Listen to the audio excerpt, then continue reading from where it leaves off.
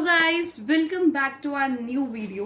सो last video में मैंने आप सभी को बैंक रिकंसिलिएशन स्टेटमेंट के रूल्स लिखवा दिए थे कि एक्चुअल में क्या रूल्स हैं, क्या ऐड होगा, क्या लेस होगा। इस वीडियो में हम करेंगे क्वेश्चंस यानी कि प्रॉब्लम्स। मैं आप सभी से रिक्वेस्ट करना चाहूंगी कि आप अपना page number 12.43 of the book TS Grewal खोल लीजिए और उसका प्रॉब्लम नंबर 1 हम स्टार्ट करेंगे। इसके मैं इलिस्ट्रेशंस नहीं कराऊंगी क्योंकि इलिस्ट्रेशंस में लिमिटेड पॉइंट्स हैं, बट प्रॉब्लम्स है बहुत ही अच्छे अच्छे पॉइंट्स हैं, तो हम सबकी प्रैक्टिस करते चलेंगे। Right, so let's get started. सबसे पहले आप सभी को अपनी स्क्रीन पे दिखाई दे रहा होगा कि मैंने लिख रखा है एक परफॉर्मा बीआरएस का यानी कि बैंक रिकंसिलिएशन स्टेटमेंट का, जो कि कुछ इस तरीके से स्टार्ट है। BRS means bank reconciliation statement. आप पूरा लिखेंगे, मैंने शॉर्ट फॉर्म में लिखा है एज ऑन 31 मार्च या जो भी डेट गिवन है आप लोगों को वो, then particular amount and amount. ये जो क्वेश्चन है मैं आपको पहले ही करा देती हूँ, उसके बाद मैं आपको ये बताऊंगी कि कहाँ आप नॉर्मल ऐड करते जाएंगे और कहाँ आपको लेस भी करना पड़ेगा, यानी कि उल्टा करना पड़ेगा। ठीक है, लेकिन इसमें कुछ ऐसा कोई झोल नहीं है कि आपको ये करना है कि उल्टा सीधा, ऐसा कुछ भी नहीं है। तो ये नॉर्मल क्वेश्चन है, इसलिए मैं पहले ये कराती हूँ। तो जैसा कि आपको अपना क्वेश्चन नंबर 1 में पॉइंट नंबर 1 दे रखा होगा कि debit balance as per the cash book ₹15,000। सबसे पहले मैं आप सबसे क्वेश्चन करना चाहूंगी, what is the debit balance as पर cash book? Is it positive balance और ये नेगेटिव होता है? Obviously it is a positive balance क्योंकि जो कैश है इट इज अ एसेट, और जितने भी एसेट होते हैं उनका डेबिट बैलेंस ही होता है हमारे पास, और लायबिलिटीज का क्रेडिट बैलेंस अगर पॉजिटिव है। अगर क्रेडिट बैलेंस होता है कैश बुक का, it will be considered as overdraft. Right, तो ये, लेकिन ये ओवरड्राफ्ट नहीं है, ये नॉर्मल है। तो सबसे पहले डेबिट बैलेंस एज पर कैश बुक, तो यहां हम डालेंगे बैलेंस एज पर कैश बुक। आप प्लीज पूरा लिखिएगा, don't use these kinds of short form. So ये है 15,000 का हम डाल लेंगे। नाउ अब हमें 2 कॉलम्स क्रिएट करने होंगे, तो 2 कॉलम्स क्रिएट करेंगे हम। एक होगा ऐड का, राइट, एडिशन का, जिसमें आपको सारी चीजें ऐड करनी है। एक होगा सब्ट्रैक्शन का, डिपेंडिंग है कितने पॉइंट्स है उस हिसाब से हम बात करेंगे। जैसा कि आपको सेकंड पॉइंट आप पढ़े, इसमें लिखा है check deposited but not clear. मतलब चेक आपने डिपॉजिट तो कर दिया है कि ये चेक है, इसका जो पैसा है हमारे अकाउंट में ट्रांसफर कर दीजिए, पर वो चेक अभी क्लियर नहीं हुआ है। तो यहाँ जो इस तरीके जो क्वेश्चंस चलेंगे ना बैंक रिकंसिलिएशन स्टेटमेंट में, इसके साथ एक अजम्पशन चलती जाएगी कि जैसे चेक डिपॉजिट कर दिया है तो आपने हमें अज्यूम करके चलेंगे कि कैश बुक में एंट्री कर दी है, कि आपने चेक डिपॉजिट कर दिया, क्योंकि बैंक में तो आपने साथ ही साथ कैश बुक में एंट्री कर दी है कि पैसा चला गया बैंक के अंदर। ठीक है, but what is the reality? गया ही नहीं है, डिपॉजिट हुआ ही नहीं है, लेकिन कैश बुक में कर दिया पर पासबुक में नहीं करा है। तो क्या करेंगे हम? माइनस कर देंगे क्या? जो हमने चेक डिपॉजिट करा है बट नॉट क्लियर। सेम यही लैंग्वेज लिख देंगे, cheque deposited but not clear. Reason से बहुत ही सिंपल है, मैंने आपको पहली वीडियो में बता दिया था, अगर आपको नहीं पता तो प्लीज एक बार उसको जाके देख लीजिए।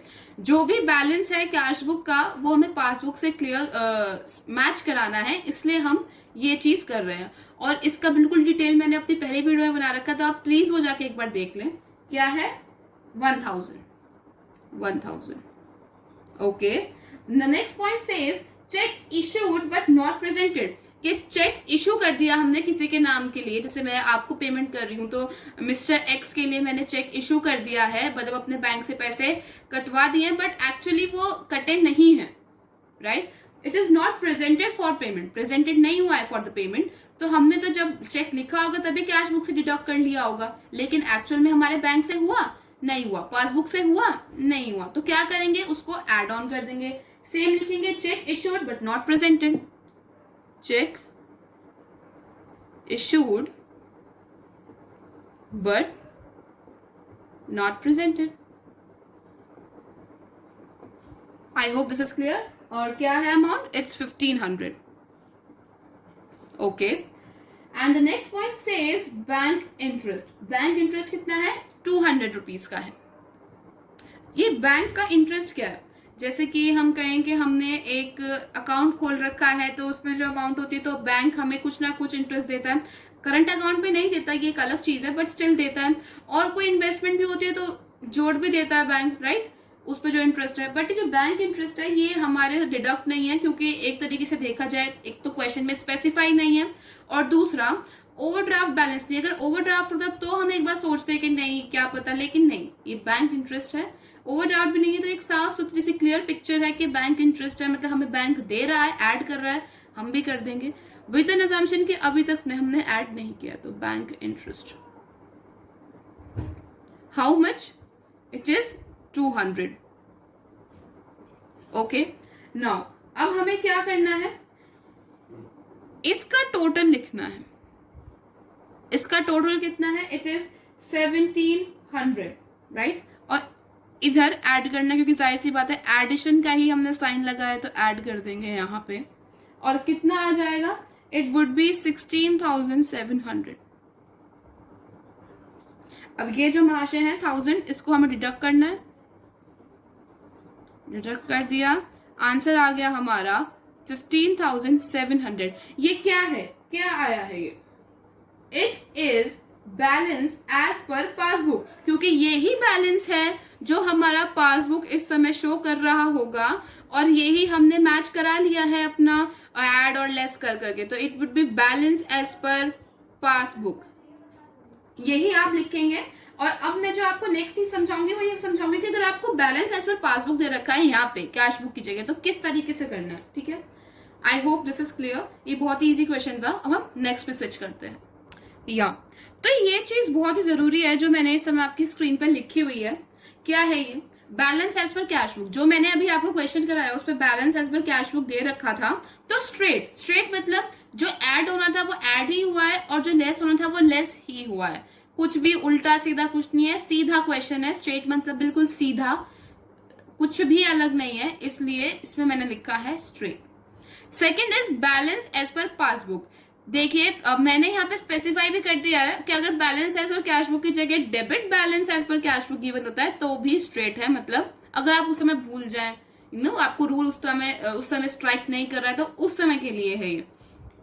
सेकेंड है बैलेंस एज पर पासबुक, पासबुक का बैलेंस है, या फिर अगर गिवन हो क्रेडिट बैलेंस एज पर पासबुक, तो क्या होगा, अपोजिट रूल चलेगा। अब ये क्या है, जो चीज ऐड होनी है उसको लेस के कॉलम में डालना होगा, और जो लेस होनी है उसको ऐड के कॉलम में डालना होगा। मतलब पोजीशन स्विच हो जाएंगी। लेकिन ये रिकग्नाइज करना बहुत ही ज्यादा जरूरी है कि क्या चीज ऐड होगी क्या लेस होगी, वो आप कर ही लेंगे जो मैंने रूल बताए हैं उसके अकॉर्डिंग।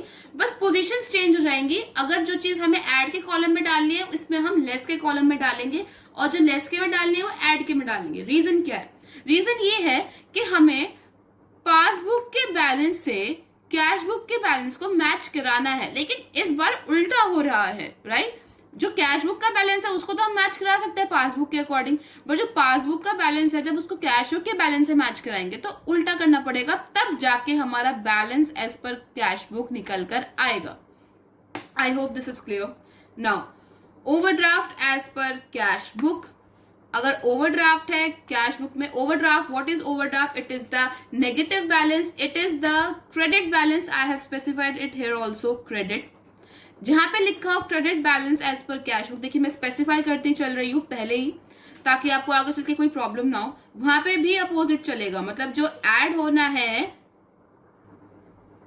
और जो डिडक्ट होता है वो अपनी पोजीशन स्विच कर लेंगे। प्लस वाले को माइनस की जगह लिखना है, माइनस वाले को प्लस की जगह लिखना है। रीजन, भाई रीजन क्या है इस चीज का, चलो उसमें तो समझ आ गया कि उल्टा चल रहा है। इसमें क्या रीजन है, इसमें रीजन ये है कि जब ओवरड्राफ्ट एज पर कैश बुक है तो हम यहाँ पे माइनस में लिखेंगे। सपोज आई से 100 रुपीज ओवरड्राफ्ट है, ठीक है।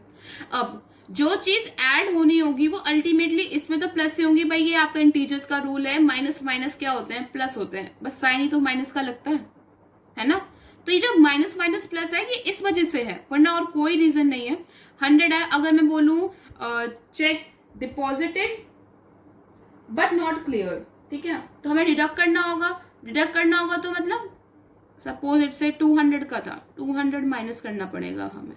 रूल वही चलते रहेंगे, लेकिन इसमें तो ये प्लस होगा ना, इसलिए यहाँ पे लिखा है अपोजिट। और अगर आपको ये ताम झाम समझ में नहीं आ रहा है कि क्या है, आगे चल के आपको आ जाएगा मे बी, बट अगर नहीं आ रहा है तो आप इसको एज सिंपल एज दैट रखिए कि ओवरड्राफ्ट एज पर कैश बुक है तो अपोजिट ही रूल चलाना है।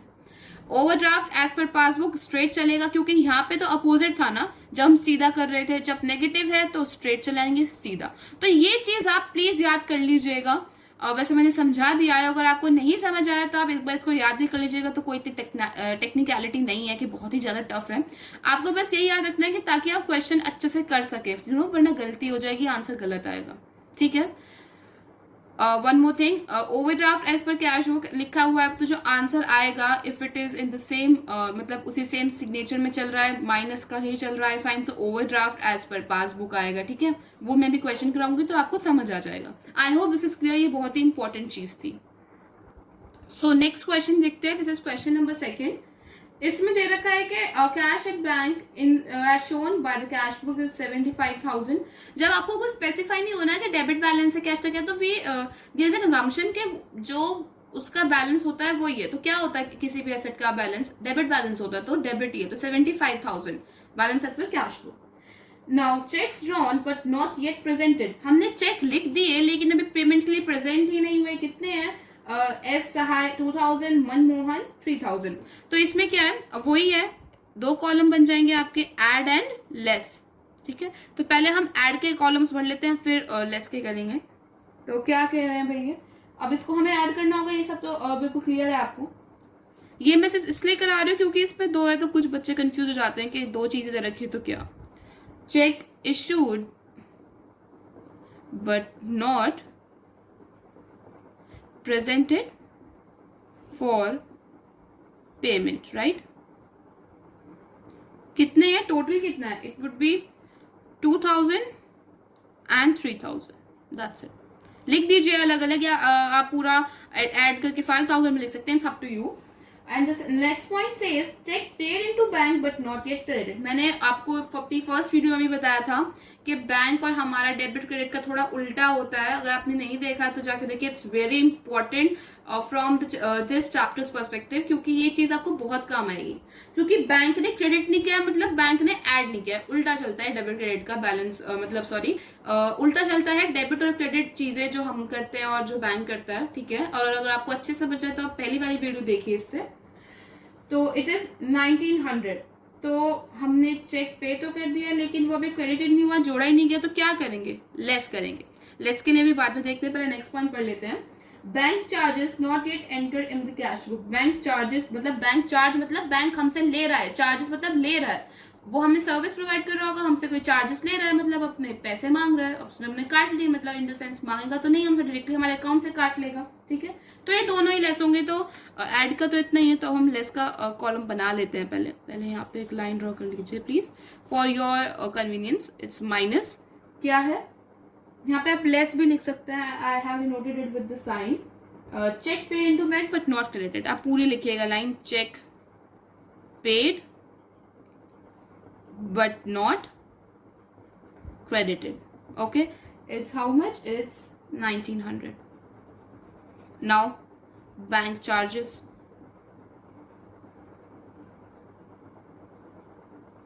कितने हैं? It's 100. Okay, तो पहले तो यहाँ पे कितना ऐड होगा? 5000।